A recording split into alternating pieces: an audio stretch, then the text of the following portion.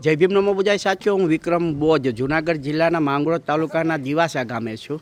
આપ જોઈ રહ્યા છો કે પૂર્ણાનું ભોજન સંસ્કારમાં હવે અનુસૂચિત જાતિના લોકો ઠેર ઠેર મિષ્ટાનની જગ્યાએ સાદું ભોજન બનાવવા માંડ્યા છે.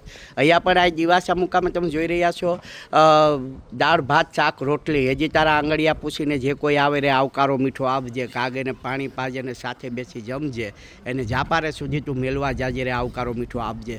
સમગ્ર ગુજરાતમાં હવે ધીમે ધીમે મિષ્ટાન છે એ બંધ થતા જાય છે અને અમે દિવંગત થાય એની પાછળ મિષ્ટાન બનાવવું એ હિતાવહ નથી. લગ્ન પ્રસંગ હોય તો તમે મિષ્ટાન બનાવો એ સારી બાબત પણ કહેવાય.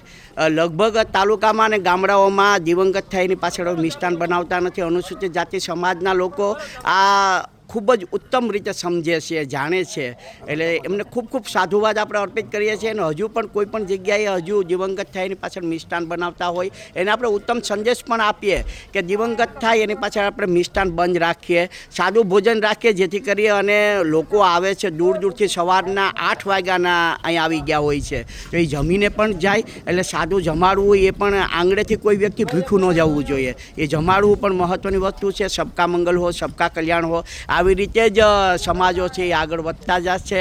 અને બીજા સમાજો, પટેલ સમાજ, આયર સમાજ, બ્રાહ્મણ સમાજ, દરબાર સમાજ, તમે જોવું જોઈએ એકબીજાને ટેકો આપે છે, આધાર સ્તંભ છે. એવી રીતે અનુસૂચિત જાતિ સમાજ પણ આવી રીતે સાદું ભોજન બનાવે છે અને આવી રીતે ખોટા ખર્ચમાંથી દૂર રહે છે. સબકા મંગલ હો, સબકા કલ્યાણ હો. વિક્રમ બોધ.